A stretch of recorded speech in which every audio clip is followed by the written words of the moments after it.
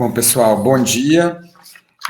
Vamos então inicializar o segundo dia do 23º Workshop de Engenharia de Requisitos, né? Hoje a gente tem um palestrante convidado, né, que é o Gustavo Cândido, né, que já está aí online.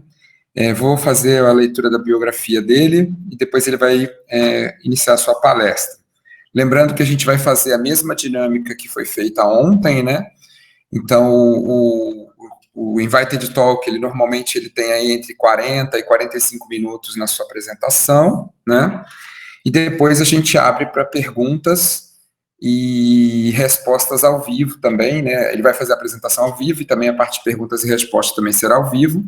E a gente vai seguir a ordem de perguntas que forem colocadas no chat, né? Dentro do nosso limite de tempo.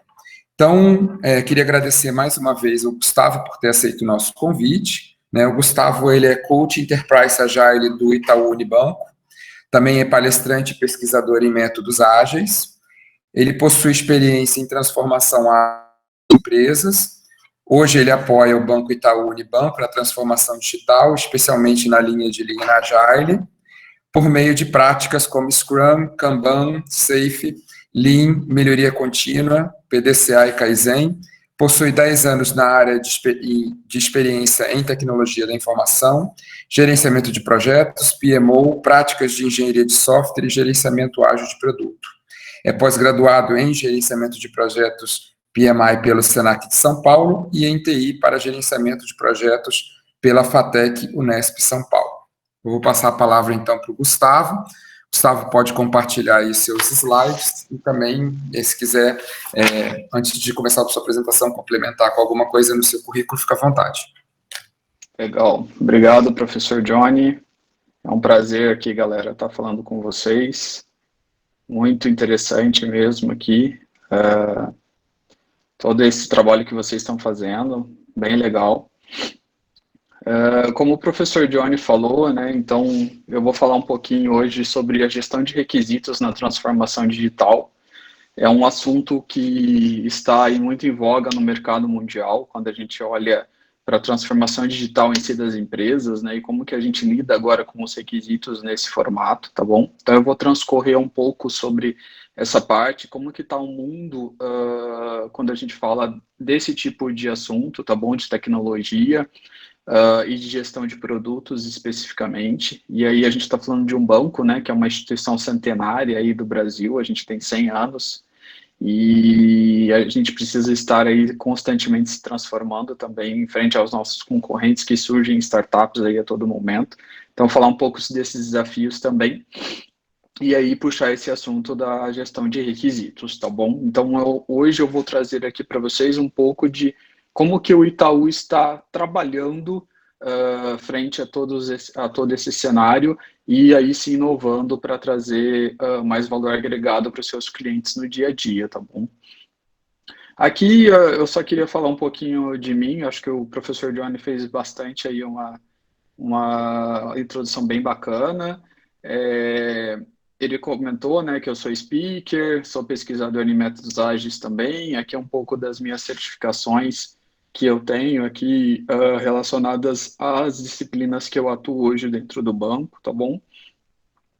Também sou palestrante aqui, para quem conhece, no Agile Trends, é um evento aqui de agilidade que acontece também todo ano. Aqui o congresso, né, do PMI, também aqui o Agile Day de Campinas e o Festival Agile Trends. Então é um pouquinho aqui dos eventos que eu participo. E agora, de fato, vamos entrar aqui no assunto, né? Então a gente vai falar sobre a gestão de requisitos na transformação digital. Como que é a engenharia de requisitos tradicional, né? Hoje, quando a gente fala sobre projeto cascata ou projeto tradicional, a gente tem algumas fases bem específicas dentro desse modelo de trabalho, né? Então, a gente tem fases específicas, onde cada fase a gente especifica uma determinada ação para acontecer, e essa ação ela acaba sendo um input para a fase seguinte, né? Então, especificamente falando aqui desse desenho, vocês podem ver que na fase 1, quando a gente está falando, né, de uma engenharia de requisitos tradicional, eu faço a especificação. Então, dentro desse bloco da especificação, eu vou aqui detalhar ao nível mais profundo que eu conseguir todos os requisitos que precisam ser feitos nesse projeto. E aí eu estou falando aqui de projeto dos mais variados tipos. Podem ser projetos software, projeto de construção naval, projetos de construção civil, projetos de construção aeronáutica. Independente do projeto, a gente usa esse método aqui de tradicional que a gente chama de cascata ou waterfall, certo? Então, na fase aqui 1 da especificação, eu acabo passando por todos os requisitos que é necessário, e aí eu faço, inclusive, um bate aqui, né, um depara com a necessidade do cliente.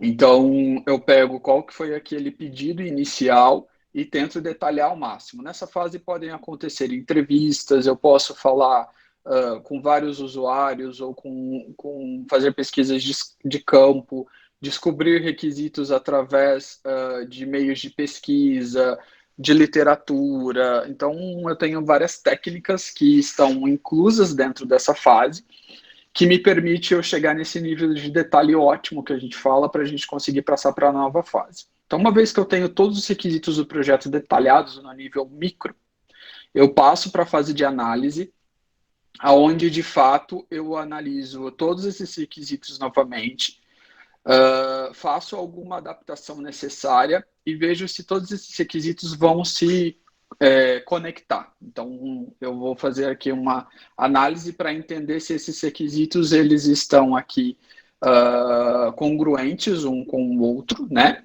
E, inclusive, é nessa fase aqui que eu vou definir todo o meu cronograma de trabalho, como que eu vou construir aqui esses requisitos, qual vai ser primeiro, qual vai ser depois. Então, fazer todo esse encadeamento que a gente chama, né? Aqui, para quem conhece, a gente utiliza as famosas EAPs, né, no Project. Então, a gente faz todo o encadeamento do projeto do início ao fim, planejando toda essa fase, tá bom? Na fase de construção, é a fase de fato onde eu vou construir todos esses requisitos, tá bom? Então, lembrando que essas fases, elas são sequenciais, né? Como eu falei aqui no início. Então, a fase de análise, uma vez que ela terminou, ela é input para a entrada da fase de construção. E depois dessa fase de construção, uma vez que eu construí todos os requisitos que foram especificados na fase 1 e analisados na fase 2, eu vou fazer aqui a etapa de testes, ou seja, eu vou garantir que todos esses requisitos que eu construí, eles de fato estão atingindo ali o que eu coloquei como esperado, né? O que ele de fato ali eu esperaria de todos os requisitos que foram construídos. Então, eu vou validar aqui se de fato eles estão correspondendo ao que eu esperava para esse projeto específico. E em seguida, uma vez tudo testado e os critérios de aceite ali, né, validados, e inclusive aqui nessa fase eu chamo, né, usuários para testar aqui o sistema, ou se eu estou falando de outros produtos, eu também faço testes específicos, posso fazer testes por componentes, testes depois por um nível maior, até de fato eu conseguir testar o produto como um todo. E aí, por fim, eu faço a implantação desse projeto, né? Então, se for, por exemplo, um projeto de software, eu disponibilizo ele na produção. Se for um projeto, por exemplo, de um carro, eu vou, de fato, disponibilizar ele para ser comercializado. Se for um avião, eu disponibilizo ele também para ser comercializado e assim por diante. Então, essas são as principais fases que a gente tem dentro de um projeto de uma gestão de projetos tradicional. E o ponto específico que a gente usa aqui dentro do Itaú, né, é que a gente entendeu que a gente fez isso por vários anos e chegou num momento que algumas coisas acabavam não dando mais certo, né? E eu acho que um dos principais pontos aqui que a gente descobriu é exatamente aqui na fase de especificação, que o requisito, né, ele é definido aqui nessa etapa. Todos os requisitos têm que ser definidos, como eu comentei no micro detalhe, né? E ele tem uma baixa orientação à mudança e feedback. Porque toda vez que eu faço uma mudança, quando a gente fala de projeto tradicional, né, que a gente fala a famosa change request, eu tenho que voltar na fase de especificação, mudar isso, depois passar de novo pela fase de análise, pela fase de construção, pela fase de testes, né? Então, o desperdício aqui, até pegando do Lean ali, do sistema Toyota de produção, a gente acaba tendo uma quantidade de desperdício bem grande, visto que eu também tenho uma baixa orientação a essas mudanças aqui, elas não são tão ágeis, né?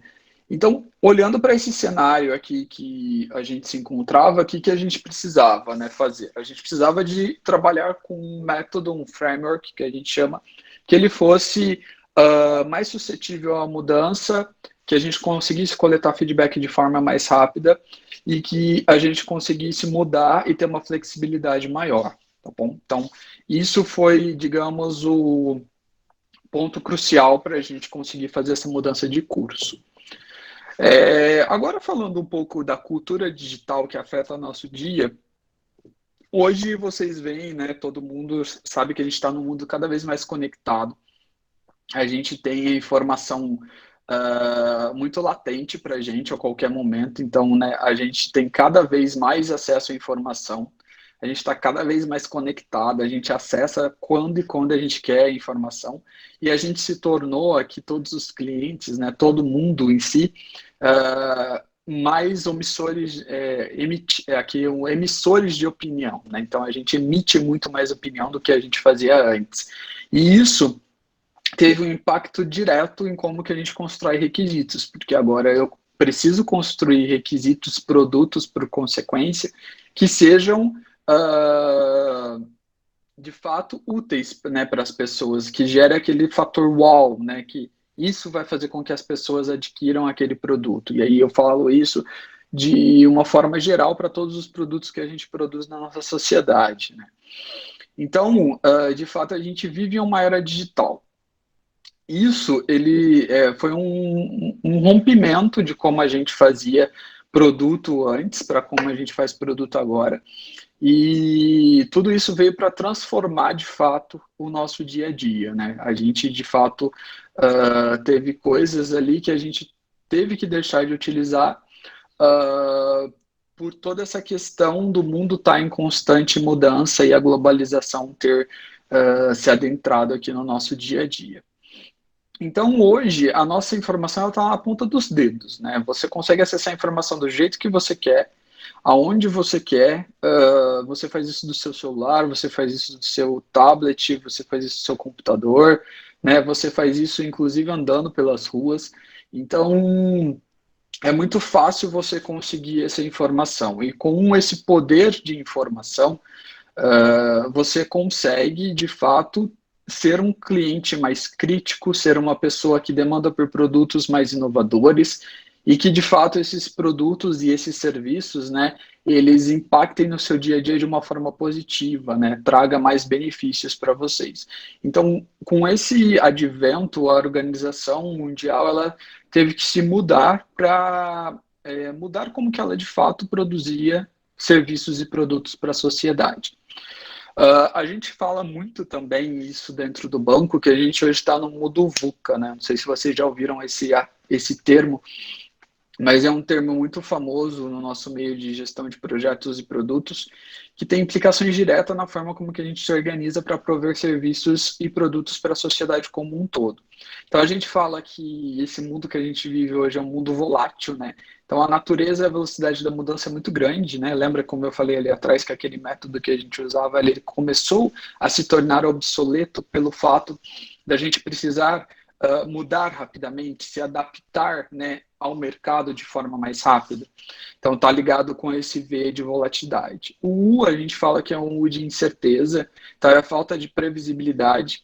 Antes era muito comum eu fazer planejamentos, orçamentos para 1, 2, 3, 5, 10 anos, né? Já se fez, a gente fala organizações tradicionais, e a gente está falando de bancos, de grandes empresas, a gente sempre fazia orçamentos diretivos para daqui 3, 5, 10 anos, né? E a gente via aquela visão, a nossa até visão, missão e valores da empresa era orientado para isso. Hoje, com essa incerteza que se gerou com a informação, com o mundo mais conectado, a gente precisou aliar isso à mudança. Então, precisava mudar com mais rapidez. Então, nossos orçamentos e as nossas previsões, as nossas missões acabaram sendo agora de períodos mais curtos. Então, eu faço para 6 meses, eu faço para 1 ano. E ligado isso com o C ali de complexidade, né? Então, a gente tem muitas partes e variações interligadas, e as soluções lineares, que é essas que eu comentei com vocês, né, que a gente pensa lá para frente, elas falham muitas vezes, porque as coisas vão mudando no meio do caminho, e se a gente não se adapta, aquilo que eu previ no início, depois de 1, 2 anos, já não serve mais. Então, os projetos tiveram que ser cada vez mais rápidos, cada vez mais adaptativos e cada vez mais flexíveis. E também a gente vive num mundo de ambiguidade, né? A realidade, muitas vezes, ela é imprecisa. Falta informação valiosa. Talvez eu não tenha, muitas das vezes, informações, todas as informações que eu preciso no início do projeto. Eu vou descobrindo isso ao longo da minha jornada nessa construção desse serviço ou desse produto, né? Então, eu também tenho que lidar com essa ambiguidade de informações. Então, tudo isso culminou para que, de fato, a gente mudasse o jeito como a gente faz hoje, né? E aí veio a transformação digital, que é tudo tem que ser na ponta dos dedos, tudo tem que ser um serviço digital, o consumidor muito mais ávido, né, por consumir serviços e produtos digitais hoje em dia. É muito difícil hoje, por exemplo, falando aqui do nosso business específico, ainda uma pessoa, né, que vá ao banco, que consome todos os serviços que a gente consumia nas agências. Hoje as pessoas consomem muito mais através dos meios digitais. Então a transformação digital ela vem revolucionando o mundo como a gente vive. E aí eu estou falando de todos os setores da economia global, né? Então como a gente interage com o mundo e também como as empresas têm que inovar para isso. Então com o advento da internet, do celular, né, do computador. Há 10 anos atrás o celular era um negócio que não tinha nada do que ele é hoje, né? Então, você tem muito mais valor agregado hoje nesse aparelho do que você tinha há 10 anos. E se você for ver, antes, 10 anos era considerado um período muito curto, né, para desenvolvimento de um produto, por exemplo, ou de um serviço grande, né? Se você vai desenvolver um carro, se você vai desenvolver um avião, se você vai desenvolver uma engenharia aí civil, né, de uma ponte, são projetos grandes, né? E isso ele teve que ser moldado, inclusive, com essa transformação digital. Então, nesse cenário, como que a gente deveria evoluir nossos produtos, serviços e soluções, né, que a gente oferta para o mundo como um todo? Como que a gente conecta essa engenharia de requisitos nesse cenário, né, que agora a gente precisa modificar a forma como é que a gente trabalha? Ainda é adequada do jeito que a gente faz? Então, a gente viu ali um pouco atrás que para nós aqui, especificamente, para vários outros setores da economia global, não é mais adequado aquele jeito que a gente fazia gestão de requisitos e gestão de projetos. Tá, mas e aí como que eu faço essa nova gestão, né? Que jeito que eu faço isso? Bom, a gente se inspira muito também em benchmarks de mercado, a gente olha para o que as outras empresas estão fazendo e a gente também quer se colocar como uma empresa inovadora de produtos e serviços, né? De fato que dita soluções, né? E que ditam tendências. Várias empresas do mundo, elas ditam tendências a todo momento, né? Eu vou citar algumas aqui depois para vocês, que vocês provavelmente conhecem, né? Todo mundo conhece, que são empresas que muitas vezes elas colocaram um produto que você nem sabia que você precisava, e aí você acabou consumindo aquele serviço, você gostou, e hoje é um grande sucesso, né? Então, para quem conhece aqui o Jeff Bezos, que é o CEO da Amazon, ele fala muito que customers don't know what's possible, né? Until you show them, né? Então, o que ele quer dizer com essa frase? Que os consumidores, eles muitas vezes não sabem o que é possível, né? Até que você mostre que é possível isso para eles. É um pouco do que eu falei, né? E outro especialista também aqui em produtos digitais, que é o Mark Kagan, que ele fala que muitas vezes, né, grandes produtos vêm da combinação aqui das dores reais com o que possível nesse momento, né? Então, o nosso objetivo ele deve ser validar essas ideias da forma mais barata e mais rápida possível, o que tem um pouco drivado o nosso jeito aqui de fazer produtos e serviços. Então, a gente deve descobrir os desejos dos nossos clientes olhando para o que é desejável pelo usuário, e aí a gente passa aqui pelas disciplinas de design e UX, né? Pelo que é factível tecnicamente, então trazendo um pouco aqui da frase dele do que é possível agora. Então, tecnologicamente, o que é possível fazer. E o que é financeiramente viável aqui, né, para o negócio. Eu não vou lançar um produto ou um serviço que não seja benéfico financeiramente também. E a intersecção desses três fatores gera a solução com maior valor agregado para o cliente. Então, de fato, é isso que a gente tem que buscar hoje em dia, né? Essa intersecção essas três disciplinas para que, de fato, a gente faça aqueles produtos e serviços uau e aqueles requisitos que, de fato, eles vão gerar valor agregado no dia a dia. Partindo disso, a gente fala que nesse cenário de transformação digital, o requisito ele precisa ser descoberto, ao invés dele ser definido, né? Quando a gente fala lá da gestão tradicional, eu defino os requisitos com base em um pedido. Aqui a abordagem muda, eu preciso descobrir esse requisito, descobrir o que precisa ser feito com base nas necessidades e dores que existem hoje no mundo como um todo. E se vocês olharem aí para as literaturas dos maiores gestores de produtos digitais, né? O Mark Kagan é um desses. Eles falam que os produtos eles têm que atender uma dor, uma necessidade latente da população. E é só dessa forma que você vai conseguir gerar o fator wow e fazer com que aquilo seja de fato consumido em larga escala, que é onde você ganha, né? Onde de fato você obtém sucesso. E aí, olhando para isso, a gente começa a falar agora de um acrônimo, né? Na verdade, um termo que ficou muito divulgado no meio digital, que é o Customer Centric. O que é isso? É como as empresas desenvolvem soluções para a gente estar cada vez mais presente na rotina das pessoas. De fato, com essa transformação digital, eu consiga ali entrar no dia a dia e fazer com que todos esses produtos eles sejam vistos, né, no dia a dia e gerem valor. Então, quando a gente fala desse Customer Centric, eu de fato estou espelhando minhas soluções, meus desafios, meus produtos no que o cliente precisa, na dor que ele tem hoje, que às vezes não é resolvida, né? Então, olhando assim para a Netflix, quem imagina que a Netflix, né, alguns anos atrás, você ia consumir serviço, né? Streaming de vídeo, de séries pela internet, né? Muitas vezes isso a gente achava que não era possível. E aí a Netflix veio para acabar com a antiga Blockbuster, né?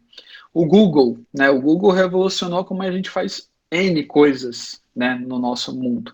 A Amazon, a própria Amazon, ela revolucionou a forma como que a gente consome serviços, produtos, né? O Alibaba Group, que é aquele grupo que tem o AliExpress, tem o WeChat também.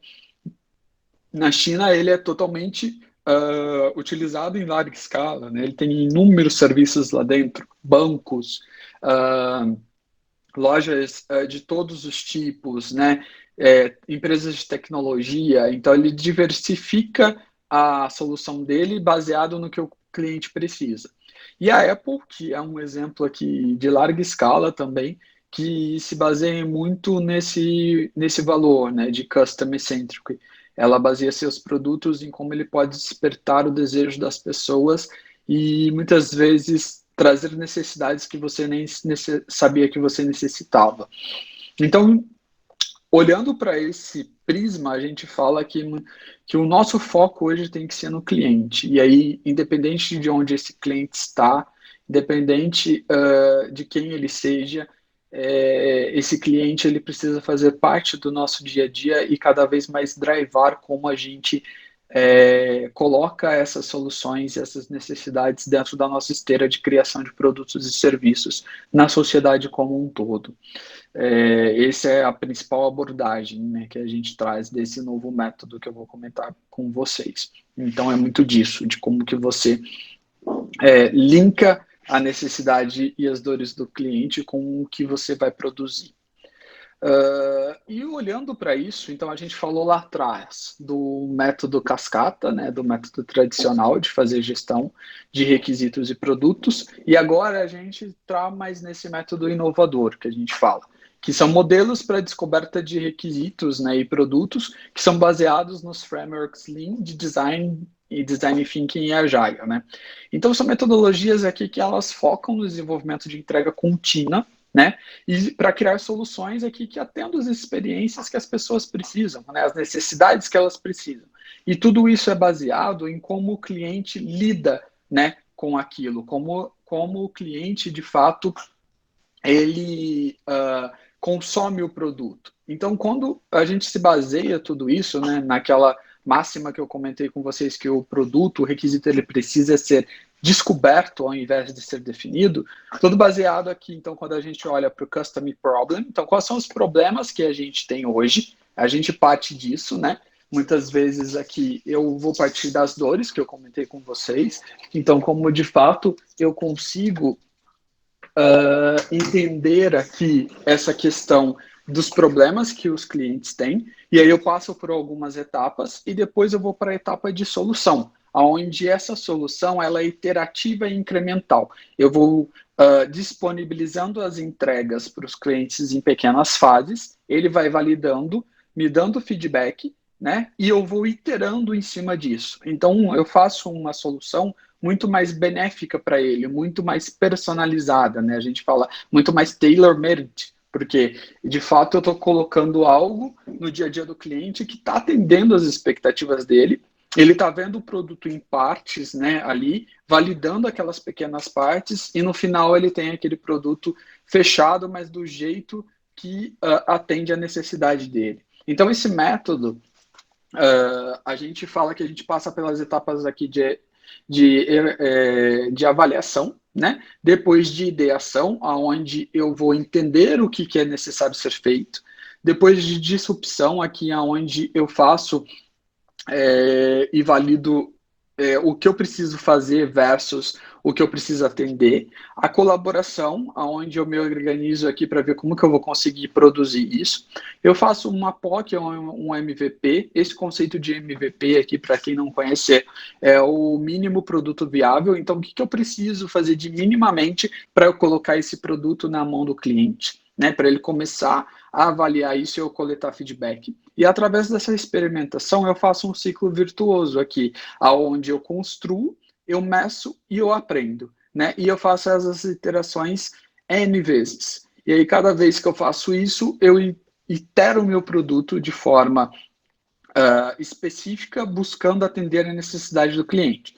Um exemplo disso muito comum são softwares que a gente usa hoje em dia, todos os aplicativos. O próprio celulares que a gente usa, sempre tem uma atualização de software para fazer. Por quê? Porque eu estou construindo, medindo, aprendendo com os feedbacks que eu tenho de clientes, feedback que eu tenho baseado em dados, que são sondas que eu coloco ali no meu produto para coletar dados de uso, dados de como o sistema em si está se comportando, se ele está falhando em alguma requisição, se ele está fechando, se ele está tendo alguma questão ali de cair o servidor, né? Aqui eu estou falando especificamente de software, mas isso pode ser adaptado e utilizado em N tipo de produtos e serviços. Então, tudo isso, ele me faz com que eu aprenda de forma mais rápida. Muitas vezes, né, a maioria das vezes são automatizadas essas métricas, e eu aprendo com isso e itero novamente em cima do meu produto, tá? Então, essa é a dinâmica principal,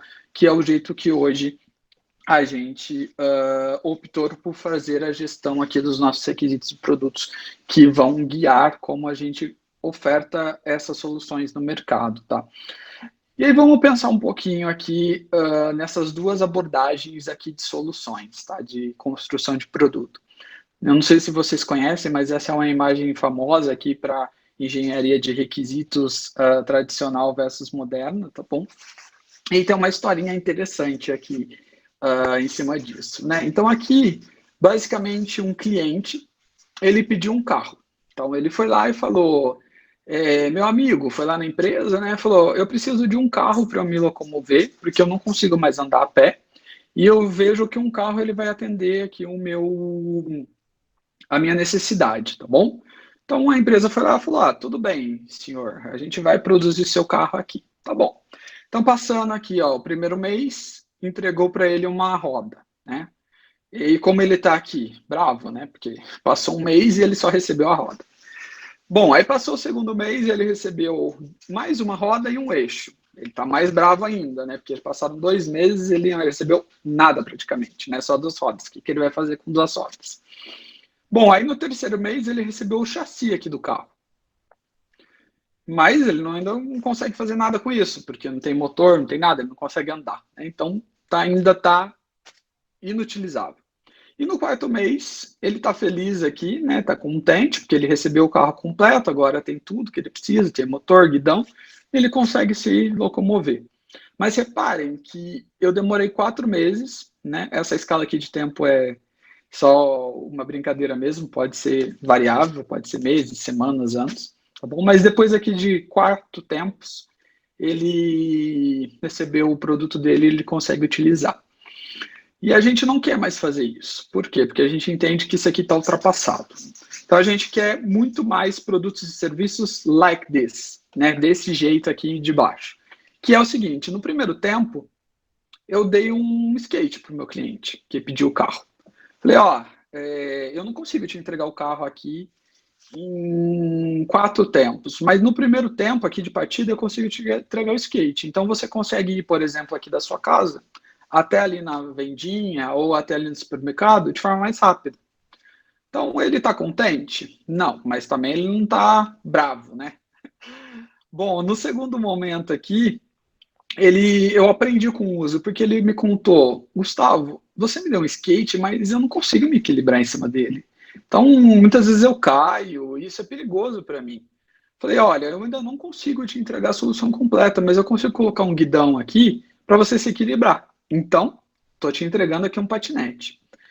Ele fica um pouco mais feliz do que ele estava antes, mas ainda assim ele fica muito cansado, né? Principalmente quando ele tem que se locomover aqui para distâncias maiores. Então ele fala: Gustavo, ainda não tá bom, cara. Eu preciso de algo um pouco mais rápido, né? E que dê mais conforto, porque eu fico em pé aqui. Falei: tá bom, então eu vou te entregar uma bicicleta. Quem sabe isso resolve o seu problema, né? Ele falou: uma bicicleta é mais legal, tem um banco para sentar, eu consigo aqui, né, atingir velocidades maiores, ter uma segurança um pouco maior. Falei, ele aceitou, então tá bom, então vou pegar a bicicleta. Depois de um tempo que ele ficou com a bicicleta, ele falou: mas mesmo assim a bicicleta agora não tá me servindo mais, porque eu tô andando a distâncias maiores, eu não consigo me locomover pro meu trabalho, porque eu fico cansado, tem morro para eu subir, né, depois para voltar também tem morro, então é complicado. E eu precisava de algo aqui mais automático.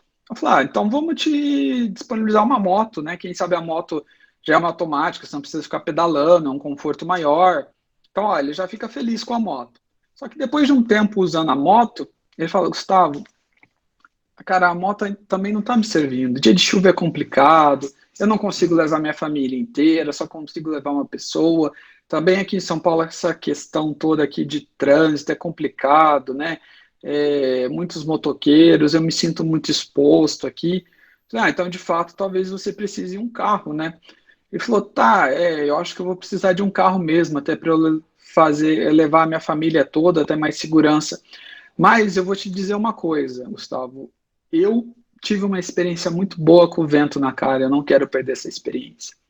Então, eu quero, de fato, um carro aqui que seja conversível, porque essa experiência de sentir o vento na cara, para mim, foi transformadora. Então, reparem, né, galera, ele está super feliz aqui.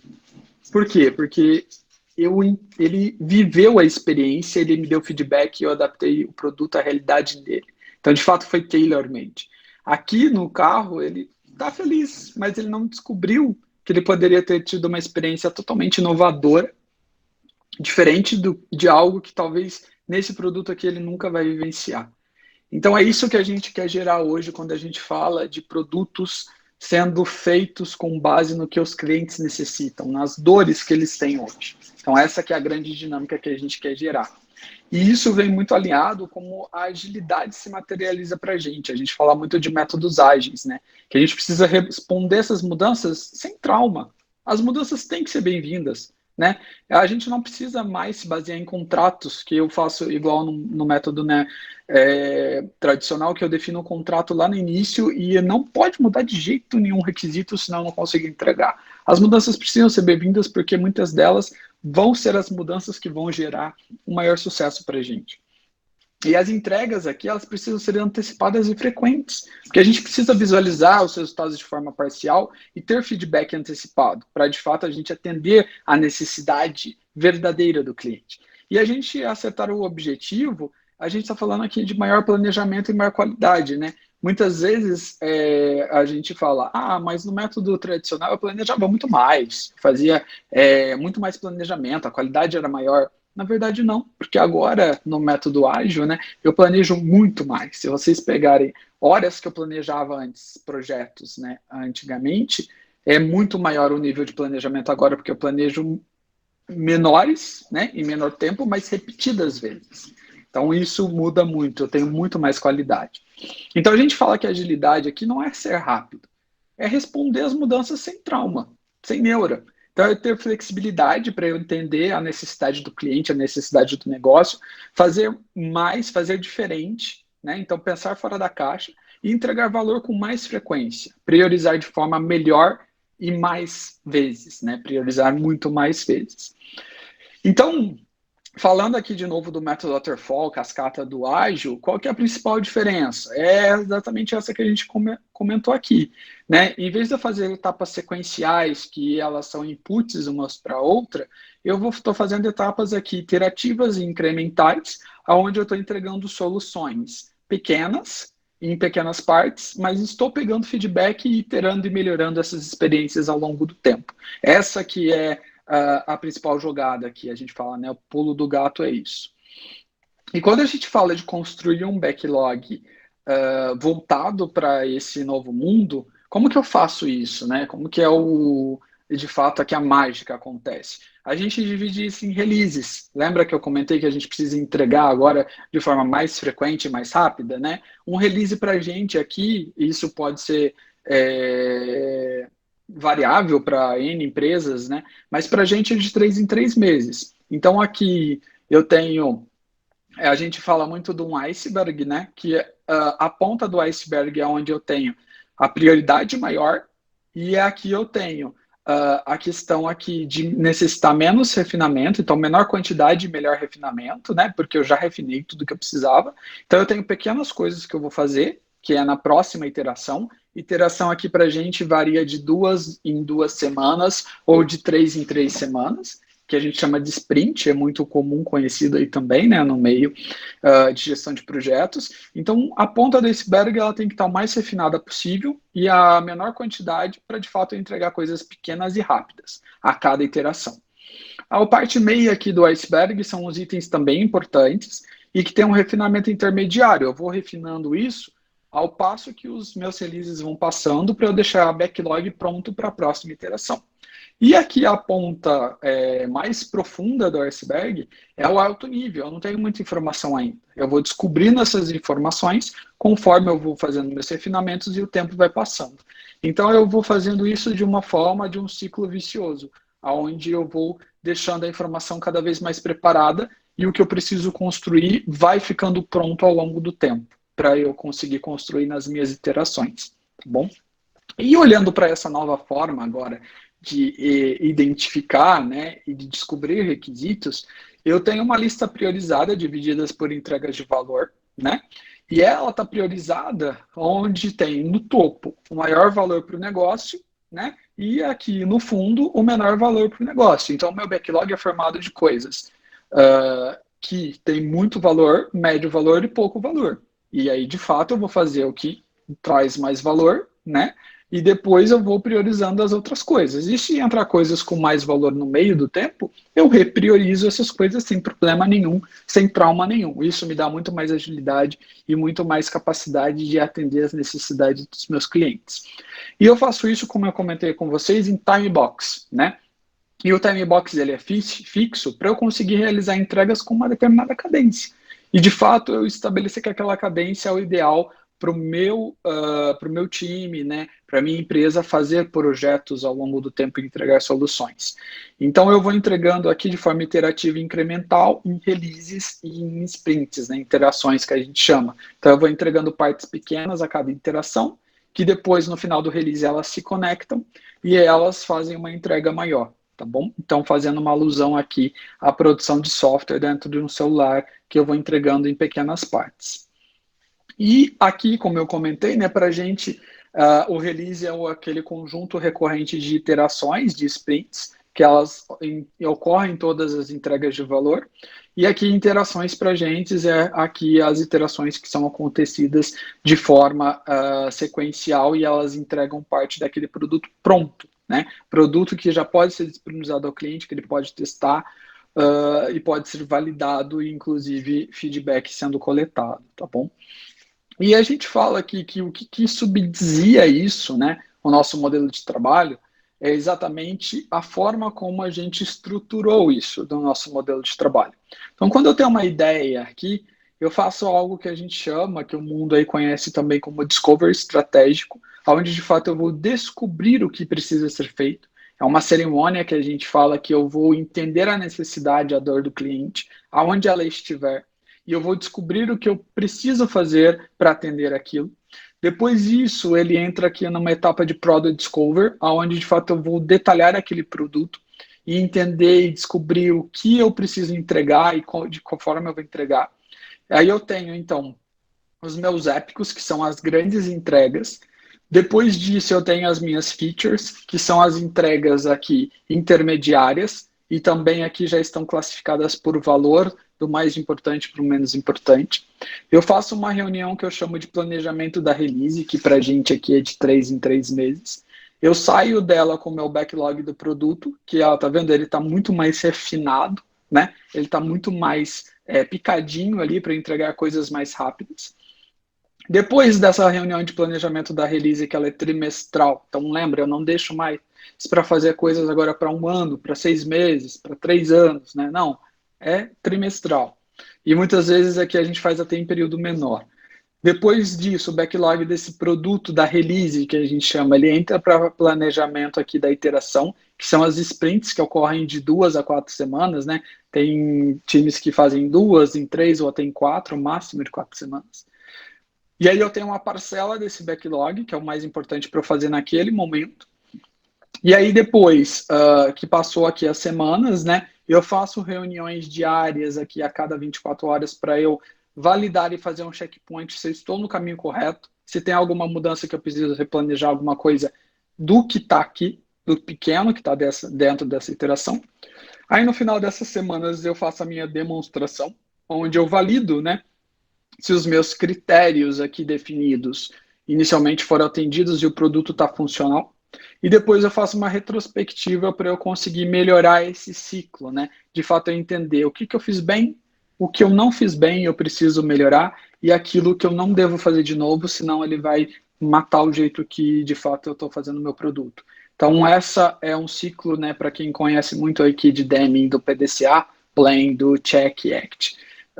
Eu faço essa retrospectiva para, de fato, eu pegar os planos de ação que eu preciso melhorar, tanto no meu produto ou no meu processo, e fazer isso de forma iterativa e incremental também, né, trazendo melhoria, o ciclo de melhoria para dentro do meu ciclo completo. E aí, no final desses 3 meses, eu tenho o que eu defini aqui, né, as minhas features e entregas no meu produto. E para finalizar, eu gostaria aqui de comentar um pouquinho para vocês essas 2 cerimônias que eu acho que é o primordial, que elas foram aqui um divisor de águas no nosso método, né? Que é o Discovery Estratégico e o Product Discover. O Discovery Estratégico, ele, como eu comentei, é aquela prática que a gente centra na definição, alinhamento e compartilhamento da visão estratégica do negócio. Então, para onde eu vou nesses próximos 3 e 6 meses, que é o ciclo curto que a gente faz, né? O que meu cliente, o meu negócio e minha tecnologia precisa? Lembra daquela intersecção que eu mostrei do Martin Kagan, né? Então, qual é essa intersecção que eu vou atuar nesses 3 próximos meses para eu atingir os melhores resultados, né?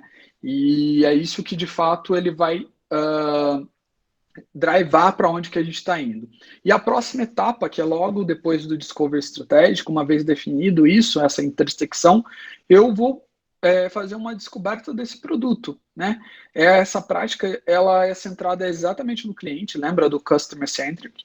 Eu vou entender quais são as necessidades, as oportunidades que eu tenho de melhoria, pode ser que eu vou melhorar no produto que eu já tenho. Eu tenho que também centrar ali na descoberta das soluções que vão resolver aqueles problemas e necessidades dos meus clientes, lembra de descobrir o requisito. E aí, para isso eu faço prototipação e validação de hipóteses constante também. Eu posso não disponibilizar um MVP, mas fazer um protótipo, validar ele com o cliente e com base em cima disso eu vou iterando. E aí, essa prática aqui, ela deve ser realizada, né, sobre a perspectiva, de novo, do cliente, negócio e da tecnologia. E se ela é né, se ela é valiável, né, porque agrega valor do cliente, se ela é utilizável, o cliente tem que se utilizar essa solução, se ela é factível e se ela é viável. Então, isso tudo engloba dentro do nosso modelo aqui, como que a gente faz para fazer produtos e serviços com mais valor agregado para os nossos clientes. Tá bom, galera? Isso foi um pouco aqui do que eu queria contar para vocês e de como que a gente está fazendo aqui essa estruturação dessas coisas dentro da nossa empresa. Fiquem à vontade aí para perguntar, se tiverem dúvidas. Bom, Gustavo, eu já de antemão agradeço mais uma vez aí pela sua palestra, por ter aceitado o nosso convite. A gente tem algumas perguntas aqui no chat, e aí eu vou fazê-las aí na medida que elas surgiram, né? Então, o Adailton, ele pergunta, né? Vários aqui estão parabenizando pela apresentação, né? Mas ele pergunta referente a 2 pontos da sua apresentação, né? Que você disse que o requisito precisa ser descoberto e não definido, e que vocês possuem milhões de usuários que estão cada vez mais ativos e fornecendo opiniões sobre os produtos, né? E aí ele pergunta, como vocês fazem para desenvolver releases que sejam representativas e realmente representem o desejo iminente de um grande volume desses usuários? E imagino que seja um grande volume de opiniões, visto difícil de ser analisado manualmente pelo time, né? Legal. Ótima pergunta, Dailton. Bom, o requisito ele precisa ser descoberto e não definido, porque a gente fala muito do que eu comentei da experimentação e da prototipagem, que são ótimos aliados aqui para o nosso dia a dia. Quando você descobre um requisito, muito mais chances de você atingir e ter um sucesso desse produto. E aí a gente se utiliza da prototipagem e do teste aqui de experiência com o usuário para isso acontecer. Com relação à sua segunda pergunta, realmente é exatamente isso. A gente tem milhões de usuários, milhões de opiniões, milhões de feedback, e para a gente conseguir processar tudo isso, hoje a gente está utilizando a inteligência artificial para nos ajudar. Então, a gente tem uma área que é a nossa Superintendência de Ciência de Dados. Lembra que eu comentei um pouquinho que a gente tem sondas dentro dos nossos produtos que entende como que o produto está funcionando, além do feedback que o usuário vai lá, né, e classifica, pode mandar uma resposta para a gente, uma reclamação, ou mesmo lá as estrelinhas também é uma forma de capturar feedback. A gente tem as nossas próprias sondas para saber se aquela aplicação está respondendo num time correto, né, ela tem ali especificamente uma performance legal. Então a gente está coletando todas essas formas de dados e processando isso com o uso de inteligência artificial para ela colocar ali para a gente quais são os top 10, top 15 de coisas que não estão legais que a gente precisa melhorar. Então acho que olhar isso manualmente seria impossível mesmo, e aí a gente está se utilizando aí de mais essa transformação do mundo que é a inteligência artificial para conseguir fazer isso. Legal. Nós temos, então, uma outra pergunta aqui do Jean. Gostei muito de ver como a indústria tem trabalhado aspectos relacionados aos requisitos. Você poderia detalhar um pouco mais sobre a colaboração que é apresentada no modelo para descoberta de requisitos? O usuário participa ativamente em algum momento do processo, além da etapa de avaliação? Legal. A gente tem várias formas de fazer a descoberta dos requisitos, tá? Uma delas, que é a mais comum, é de fato a entrevista com o usuário, onde a gente tem um protótipo para ele olhar, tá bom? É muito também comum um método do Google que a gente usa, se depois vocês quiserem pesquisar, que chama Design Sprint. A gente parte, em 5 dias, você parte de uma suposição, de uma descoberta, você faz um protótipo de baixa fidelidade e no 5º dia, na sexta-feira, você valida com o seu cliente e colhe feedback. E aí, se o protótipo realmente for promissor, ele vai para frente, senão você descarta. É um método barato para você testar coisas e ver se elas vão para frente. Então, a gente pode se utilizar disso, que aí, de fato, eu estou trazendo o cliente, ou eu posso disponibilizar também um protótipo com um pouco mais de fidelidade, numa produção minha mesmo, e coletar esses dados em tempo real de uso. Então, vocês podem ter visto aí várias funcionalidades do Itaú que a gente disponibilizou, muitas vezes voltou, porque a gente teve que corrigir, depois voltou de novo. Então, a gente prefere deixar os clientes darem os feedbacks. É mais fácil você fazer algo que, de fato, atinge a necessidade daquele cliente se você fizer dessa forma, entendeu? Legal. Temos mais uma pergunta aqui do professor Luiz. Na sua experiência em projetos de software, qual o problema mais recorrente em relação aos requisitos e como vocês têm tratado esse problema? Legal. Eu acho que o problema mais recorrente que a gente tem hoje, de fato, é questão de prioridade. É muita coisa para se fazer e o tempo ele é finito e muitas vezes a capacidade da equipe também. Então, a forma que a gente encontrou aqui para resolver isso é, de fato, usar aqueles frameworks onde eu consigo classificar qual é o mais importante e o que vai trazer mais valor agregado para o cliente. E aí, dessa forma, eu consigo disponibilizar as coisas no dia a dia que, de fato, vão trazer mais valor agregado. E uma outra questão que também a gente teve aqui com relação aos requisitos é em qual grau você está fazendo esses requisitos, né? Grau, eu digo, de detalhamento. Então, a gente sempre pretende agora olhar para os requisitos de uma forma que eu vou descobrir ele ali e especificar o menos possível, mas que me dê um norte do que eu preciso fazer. E aí, conforme a minha sprint vai passando, os tempos ali dentro do desenvolvimento vai passando, eu vou conseguindo iterar essa especificação, né, esse descobrimento do requisito de forma mais rápida, e aí eu vou descobrindo mais coisas. Então, eu descubro no início o que eu preciso para iniciar, e aí, ao longo do tempo, eu vou descobrindo mais ao longo das etapas que eu tenho que desenvolver. Então, acho que essas duas formas eram problemas e agora para a gente se tornou uma solução legal. Legal. A gente tem mais uma pergunta aqui do Valfran. Considerando fatores como a volatilidade e incerteza, há um direcionamento ou métodos que você indicaria para redução de riscos na condução dos projetos? Legal, boa pergunta, Fran. Eu acho que o que eu indico aqui é você tentar utilizar o framework Scrum ou o framework Kanban. Eles são muito adaptativos com relação à redução de riscos e pelo fato de você descobrir uma coisa no início, colocar ela na sua esteira de produção, validar se é aquilo mesmo antes, né, de você fazer uma etapa maior, então fazer em pequenas partes, você consegue diluir também o seu risco em pequenas partes. E aí você vai, inclusive, validar se aquele risco que você achou que teria lá no início, né, também fazendo uma alusão com o método tradicional, a gente elencava todos os riscos no início do projeto, e muitos riscos não se materializavam na prática. Então aqui, quando você reduz o seu lote de produção em lotes menores, você inclusive valida se o seu risco vai se materializar ou não. E aí pode ser que algo que você ia fazer para mitigar um risco nem precisa ser feito, você nem precisa gastar tempo com isso, porque de fato ele não vai fazer e você viu aquilo na prática que ele não ia se materializar mesmo, entendeu? Então, eu indicaria esses dois métodos aí para você dar uma olhada. Ok. O Júlio pergunta sobre a retroalimentação dos clientes. Vocês mineram redes sociais?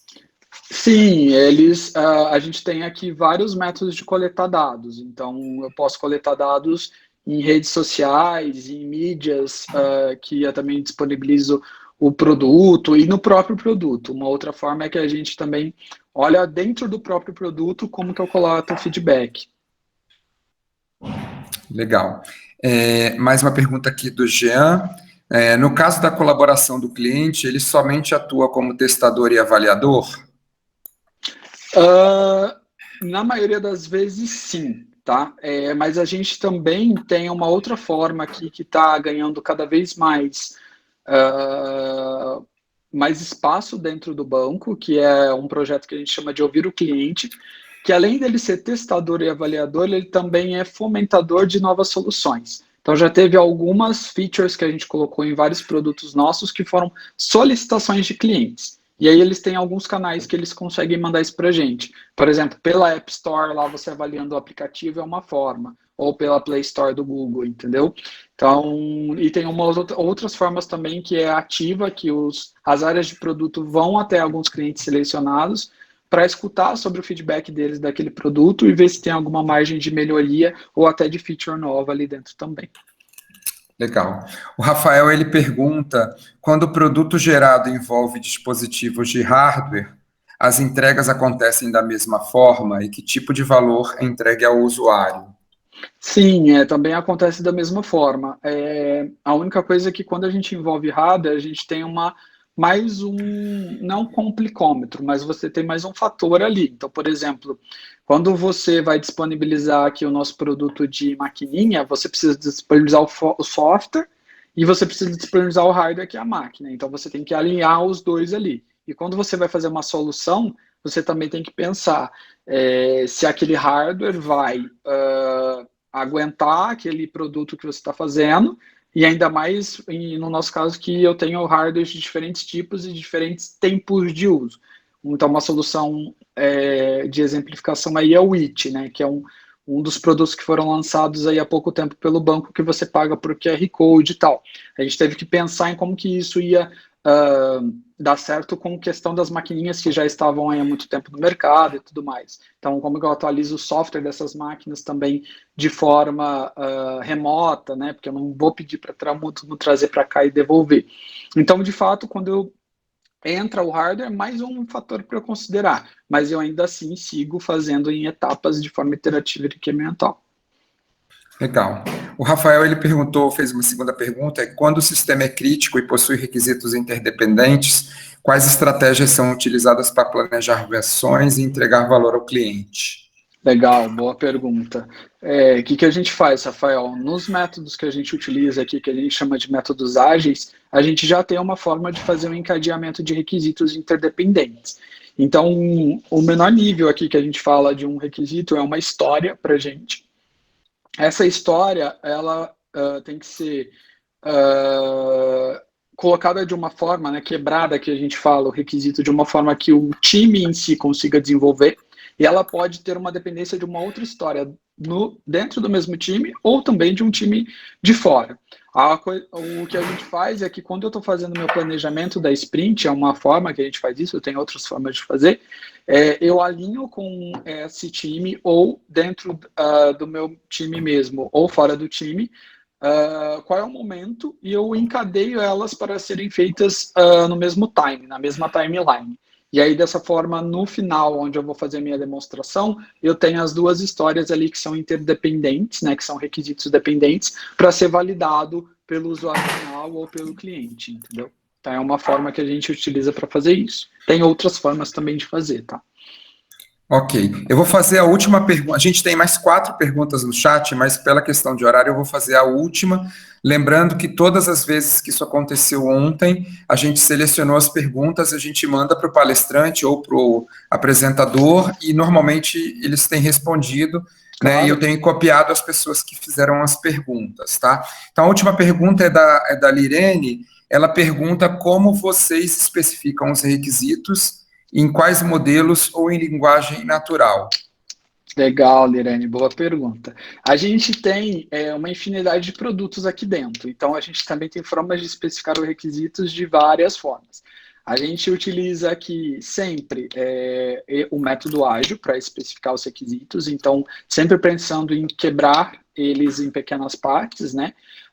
Uma vez descobertos, quebrado em pequenas partes de forma que eles sejam iterativos e incrementais.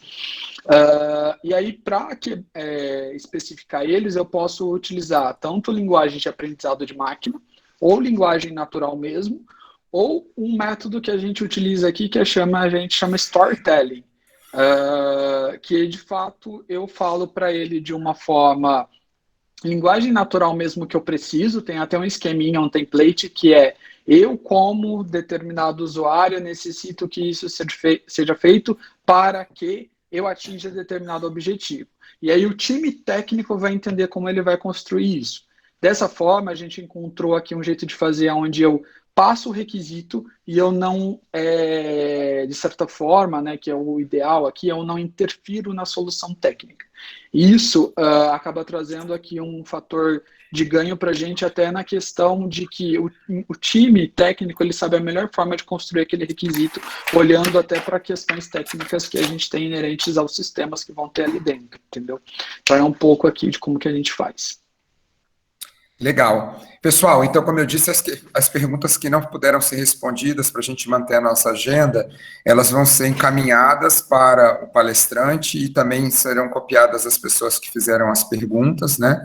E aí eu peço ao Gustavo, quando ele tiver uma oportunidade, poder fornecer uma resposta para as pessoas. Gustavo, agradeço mais uma vez a sua palestra, agradeço o convite também, agradeço também ao Banco Itaú, né, que eu fiz vários caminhos para poder chegar no seu nome lá, então fica aqui o nosso reconhecimento e o nosso muito obrigado pela excelente palestra que você fez hoje no nosso segundo dia aqui do 23º Workshop de Engenharia de Requisitos.